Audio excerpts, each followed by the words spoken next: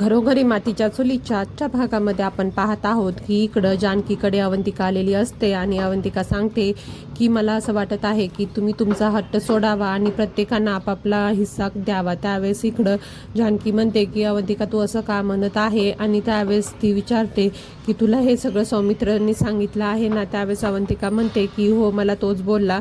त्यानंतर इकडं जानकी म्हणते की तो आता प्रत्येकांना घोळात घेत आहे आणि तो तुझ्याशी सुरुवातीला गोड बोलत होता ना। त्यावेळेस अवंतिका म्हणते की हो, त्यांनी माझ्यासाठी फुलंही घेऊन आला होता आणि हे सगळं तुला मुद्दा म्हणूनच करत आहेत, पण तू असं ऐकू नको आणि तू तुझ्या मतावरती ठाम राहा। त्यावेळेस इकडं अवंतिका म्हणते की हो, पण जानकीबाईंनी सगळ्यांचे हिस्से जर दिले तर काय प्रॉब्लेम आहे आणि हा वादही संपून जाईल ना।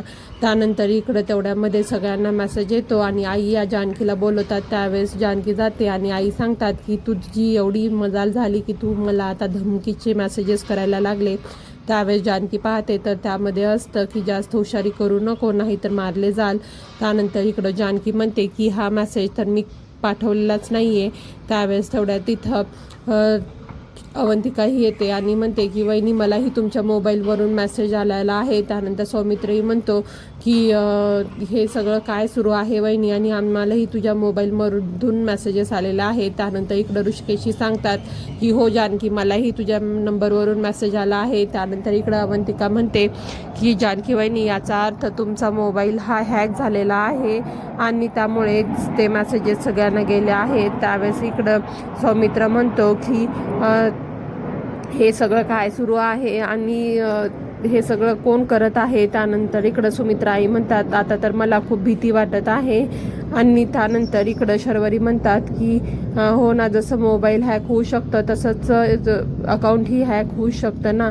त्यानंतर इकडं जानकीला सांगितलं जातं की तुझ्या अकाउंटवरचे जेवढे काही पैसे आहेत ते तू आईंच्या किंवा ऋषिकेशच्या नावावरती ट्रान्सफर कर। त्यावेळेस इकडं जानकीलाही लक्षात येत नाही की हा शर्वरीचा प्लॅन आहे, आणि त्यावेळेस जानकीही घाबरून जाते आणि विचार करते की खरंच जर आपलं अकाउंट हॅक झालं तर तेवढे पैसे हे नाहीसे होतील। त्यानंतर ती इकडे आई सांगतात की जानकी, तू ते अकाउंटमधील तुझे पैसे हे माझ्या नावावरती ट्रान्सफर कर। इकडं शर्वरीच्या लक्षात येत असतं की हे सर्व तिने केलेलं आहे।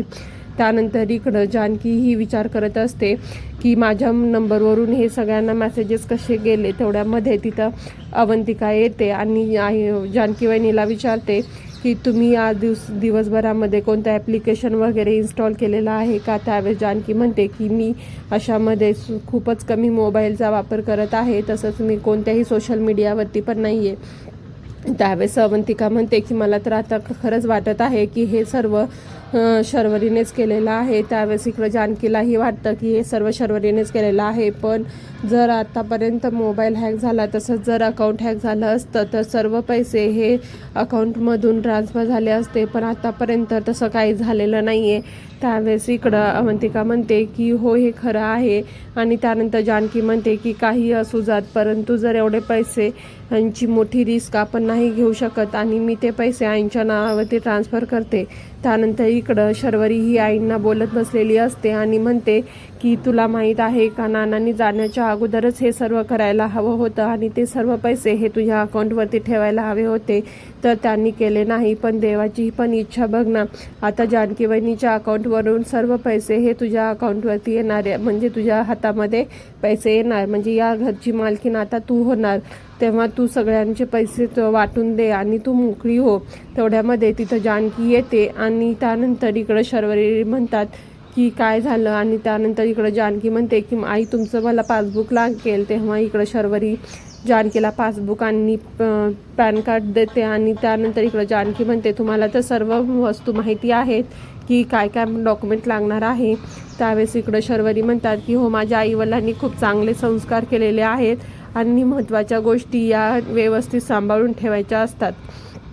त्यानंतर इकडं शर्वरी ही जानकीसोबत बँकेमध्ये जायला निघते। त्यावेळेस इकडं शर्वरी म्हणते की आता तुझी कितीही इच्छा नसली तरीही तुला ते पैसे आईंच्या अकाउंटवरती ट्रान्सफर करावे लागणार आहेत।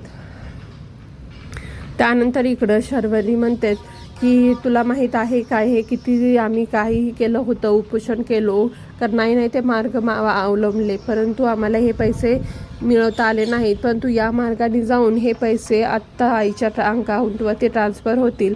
त्यावेळेस इकडं जानकी म्हणते की तुम्ही उपोषण केलं होतं. त्यावेळेस इकडं शर्वरी म्हणते खाऊन पिऊन का होईना पण आम्ही उपोषण केलं होतं.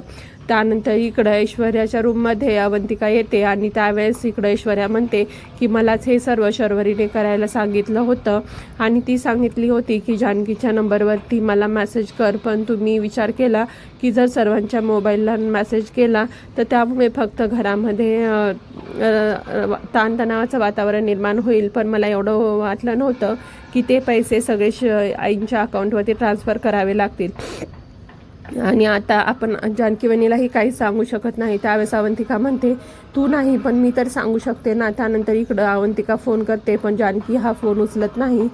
त्यानंतर इकडं संध्याकाळची वेळ असते. त्यावेळेस इकडं शर्वरी ही खूप खुश असते. त्यावेळेस ऐश्वर्या विचारात असते की जर आता हे पैसे जर आईंच्या अकाउंटवरती ट्रान्सफर केले तर खूप मोठा घोळ होणार आहे आणि मीच माझ्या प्लॅनमध्ये फसली आहे.